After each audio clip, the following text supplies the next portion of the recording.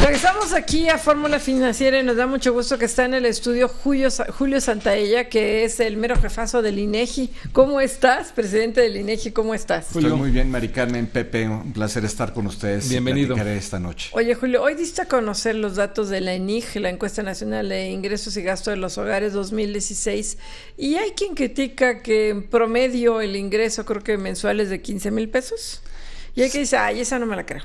A ver, platícanos un poco sobre... Hay muchas preguntas de la ENIG, pero a ver, esa entrada.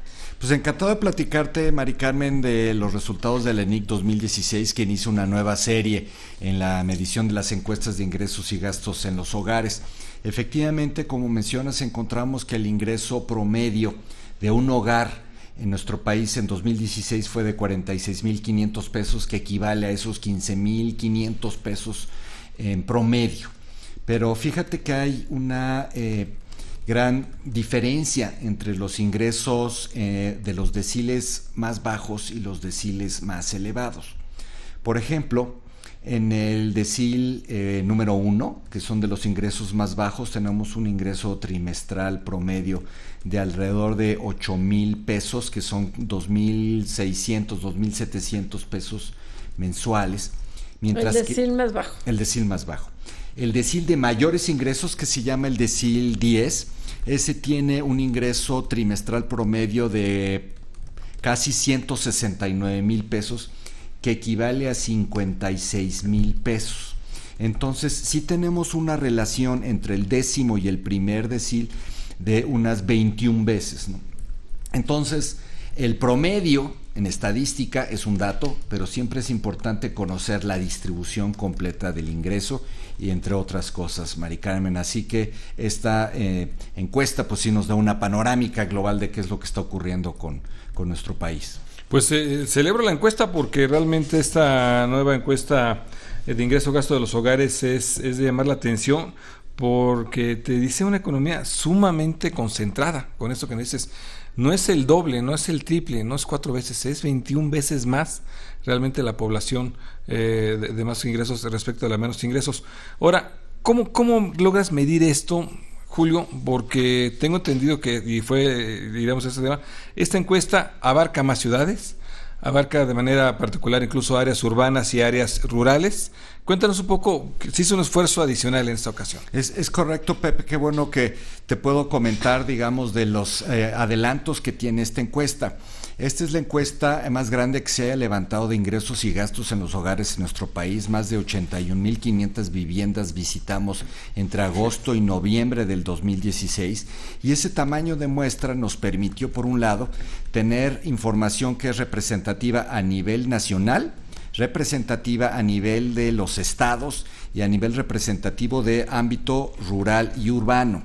Entonces, por primera vez en la historia de nuestro país podemos dar datos que simultáneamente tienen ingresos y gastos para cada uno de los estados. Y ahí también hay diferencias y resultados importantes. Déjame darte un ejemplo.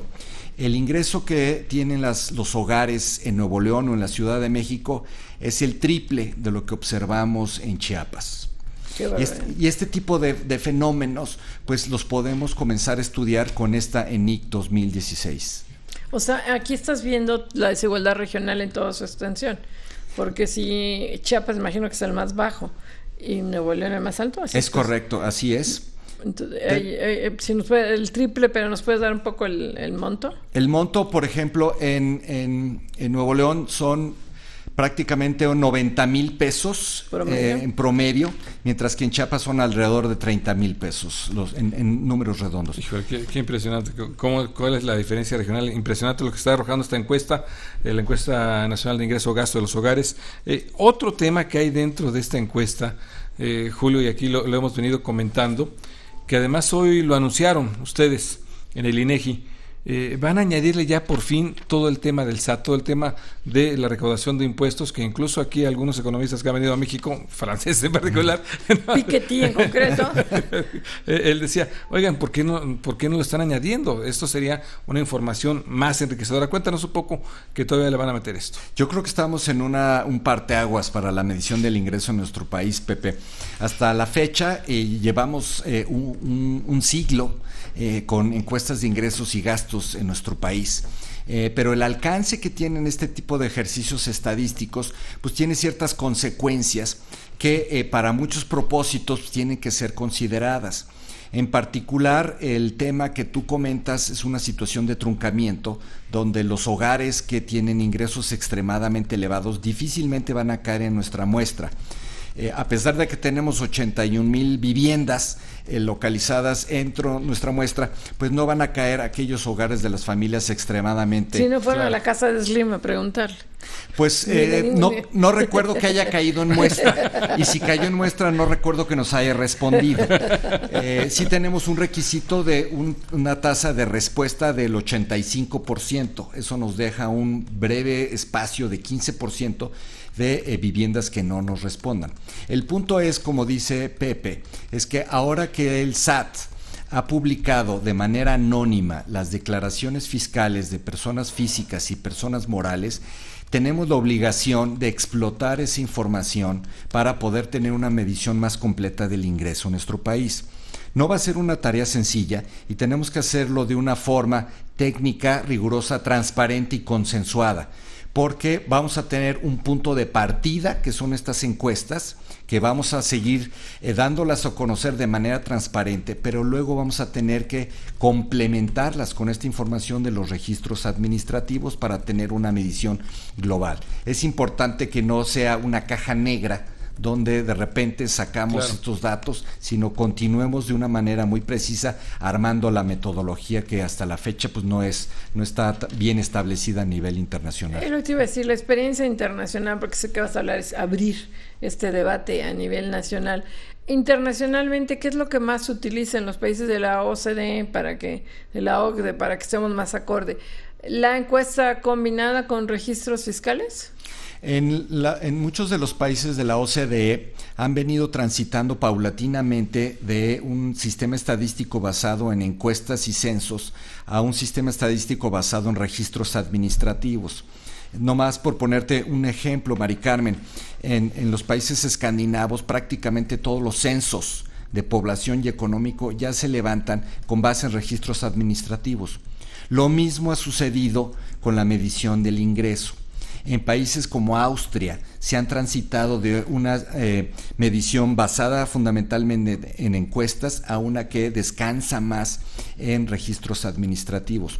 Nuestro país todavía no está en una situación de hacer la transición completa, pero nos tenemos que ir moviendo paulatinamente en esa dirección, y la información que ahora nos provee el SAT, pues definitivamente nos marca la línea hacia donde tenemos que seguir moviéndonos, ¿no? Quedan muchos retos todavía en los ingresos, en los deciles de ingresos más bajos, donde tenemos una situación de precariedad económica, donde la participación en el mercado laboral formal es relativamente reducida, pues es más difícil descansar en los registros administrativos, y ahí por necesidad tenemos que descansar todavía en una encuesta en los hogares. Claro. Oye, Julio, estamos platicando con Julio Santalla, presidente del INEGI, con esta encuesta muy completa, la más completa que se ha hecho de ingreso-gasto de los hogares, pero al hacerla con este nuevo muestreo que nos decías que fue impresionante de ¿cuántas escribió? 81,500 viviendas, 81,500 viviendas, en fin. Con todo esto que se hizo y se detalló mucho más, pero se rompía con una parte que decía el Coneval, encargado de medir la eficiencia en los programas para combatir la pobreza. Decía el Coneval, bueno, sí, pero esto no me va a permitir realmente tener tendencia histórica. Sin embargo, al parecer se resolvió bastante bien. El Coneval parece que quedó bastante satisfecho con esto. ¿Cómo hicieron para que sí haya esta posibilidad de comparar históricamente este combate a la pobreza y eficiencia en programas sociales? Pepe, fíjate que ha sido un periodo muy intenso de trabajo con Coneval, pero también con un grupo de expertos de la academia y de la sociedad civil, de tal manera que hemos explorado distintas alternativas técnicas para poder, por un lado, tener una encuesta de ingresos y gastos de vanguardia, pero por otro lado, preservar elementos que den la continuidad histórica de los ejercicios anteriores. Como tú recordarás, del 2008 al 2014 se viene publicando un ejercicio que se llama MCS-ENIG, con el cual se mide la pobreza multidimensional. Lo que hicimos en esta ocasión, el día de hoy, fue dar a conocer un ejercicio estadístico que, siendo riguroso, siendo técnico, siendo robusto, utilizando referencias adecuadas y tomando como base los resultados del ENIG y mirando qué es lo que ocurre con los ingresos laborales de la ENOE, la Encuesta Nacional de Ocupación y Empleo, podemos construir una base de datos que es replicable, que es robusta y que satisface las necesidades de Coneval para que ellos puedan hacer en su momento la medición de la pobreza multidimensional. Y sobre esto, Julio, cuéntanos, es la primera vez que trae muy específico el tema de los gastos por entidad federativa. Y ahí también hay diferencias en los gastos por entidad federativa. Es correcto, Pepe. Esta es la primera encuesta que simultáneamente se recogen tanto ingresos como gastos en el mismo ejercicio. Y esto ofrece una riqueza muy importante porque, como en otras variables, pues el comportamiento y la composición de las variables económicas, en este caso, la canasta de gasto es muy distinta por entidad federativa. Déjame darte un par de ejemplos. Dos entidades que son las que tienen el mayor nivel de ingresos promedio en sus hogares, que son la Ciudad de México y Nuevo León, tienen una composición del gasto muy distinta que las dos entidades que tienen los menores niveles de ingreso, que son Chiapas y Oaxaca. Mientras que en la Ciudad de México y Nuevo León se destina aproximadamente un 30% del gasto a alimentos y bebidas, en Oaxaca y Chiapas esa fracción del gasto es más del 40%, ¿no? Es decir, las entidades de menores ingresos tienen que destinar una mayor fracción de su gasto a los alimentos y bebidas. ¿En qué es lo que gastan la Ciudad de México y Nuevo León?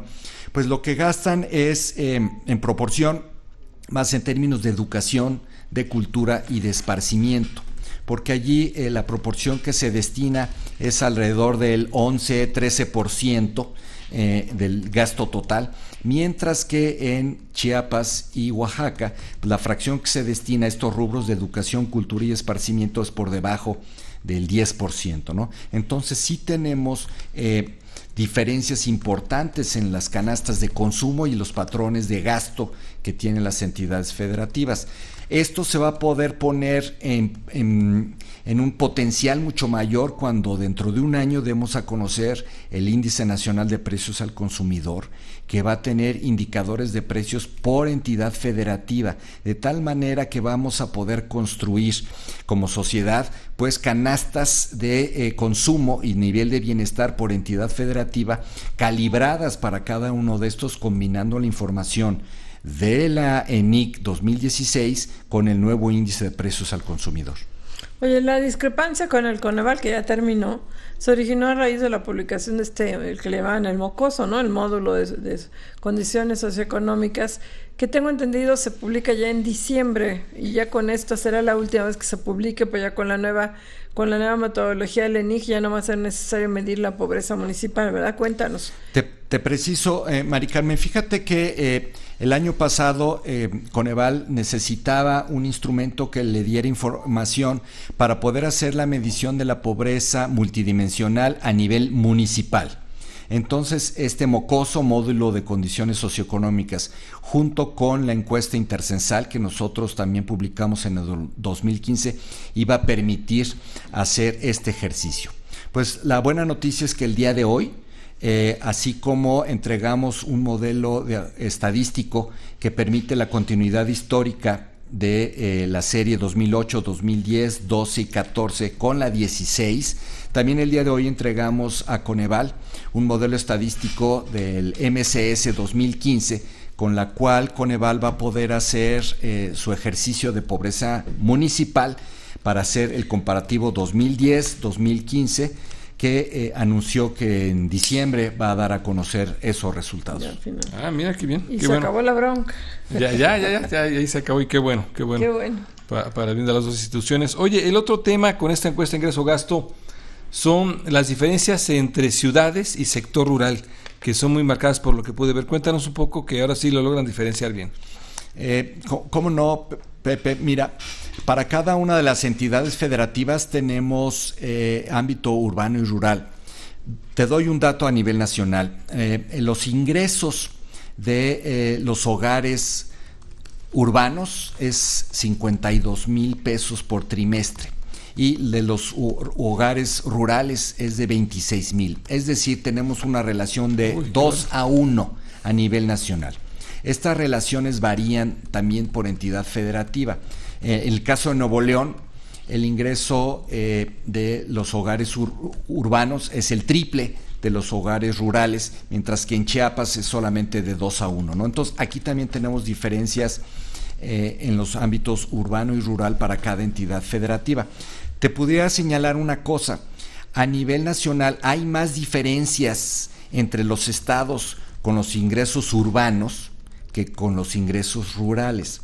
Parece que los ingresos rurales son más homogéneos a lo largo de toda la geografía nacional, mientras que los ingresos urbanos sí tienen una disparidad más fuerte.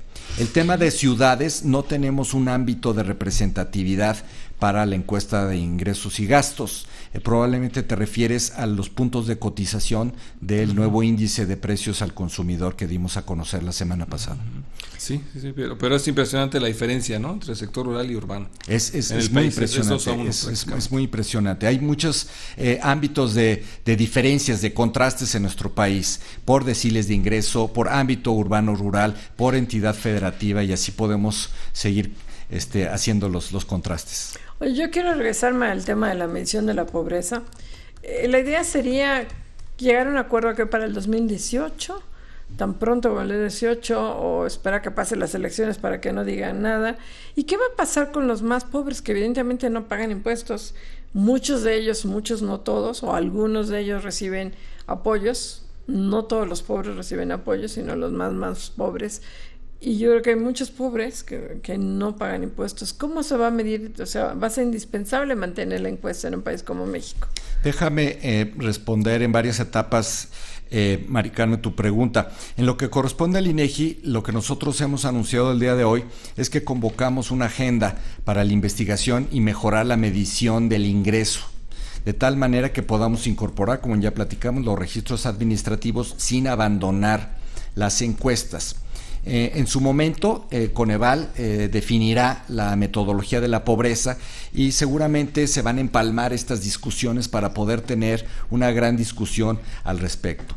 Posteriormente, pues corresponderá a las autoridades en términos de desarrollo social ver cómo van a instrumentar las políticas adecuadas para poder atender a estas personas. Yo vislumbro que en los próximos años seguiremos levantando encuestas en hogares, principalmente por la necesidad de obtener la información en estos hogares de menores ingresos, de estos hogares en el ámbito rural principalmente.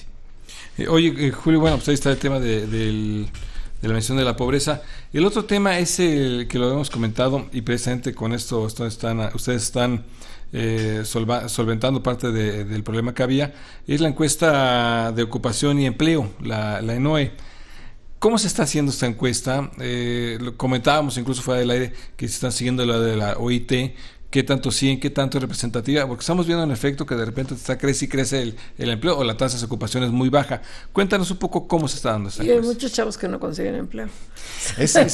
Gracias por tu pregunta, porque me permite abundar en varias cosas que se están realizando. Primero, el estado actual de esta encuesta nacional de ocupación y empleo, la ENOE que le llamamos, es la encuesta más grande por extensión, por el número de hogares que estamos visitando. Todos los meses tenemos que visitar a distintos hogares para poder tener representatividad de un número importante de ciudades y los 32 estados. Hay varios conceptos en esta encuesta que nos permiten tener una radiografía de la situación del mercado laboral. Nos vamos con el encabezado, la tasa de desocupación, que es una tasa importante, pero para las condiciones del mercado mexicano, yo creo que es necesario entender que hay otra serie de elementos de precariedad que nos dan una mejor radiografía de lo que está ocurriendo en el mercado laboral. Déjame darte dos ejemplos. Además de la tasa de desocupación, tenemos que ver la tasa de subocupación, que es aquella fracción de individuos que, habiendo trabajado, les gustaría trabajar más tiempo, ¿no? De tal manera que están ocupados pero quieren trabajar más. Y luego también tenemos otra fracción importante, que son los que están ocupados en actividades informales. Esto incluye a aquel segmento de la población que trabaja directamente en el sector informal, más aquellos ocupados que estando en el sector formal, sus condiciones laborales específicas son una situación de informalidad por la relación contractual que tienen con sus patrones o con las empresas en las que están laborando. Y esto sigue los criterios de la OIT. Ahora, la OIT en la 19ª Conferencia Internacional de Estadísticos del Trabajo ya nos marca una pauta hacia adelante para mejorar esta encuesta de ocupación y empleo, y en eso estaremos trabajando los siguientes 2 años. Pues Julio Santalla, se nos acaba el tiempo. Te queremos agradecer mucho que hayas venido aquí al estudio y volverte a felicitar. Lo hicimos hace rato contigo aquí. Has parado todos los incendios que te han tocado, toda la bronca del mocoso. Fue cuando tú no la hiciste, solucionaste... Y no había muchos extinguidores, ¿eh? Sí. Solucionaste la bronca con el Coneval, ahora están contentos con la medición de la pobreza. El miércoles la van a dar a conocer. Muchísimas gracias, Julio. Gracias, Julio. Felicidades. Muchas gracias, Mari Carmen. Gracias, Pepe. Gracias por darme la oportunidad de platicar con ustedes. Vamos a un corte y no se vaya. Regresamos aquí a Fórmula Financiera.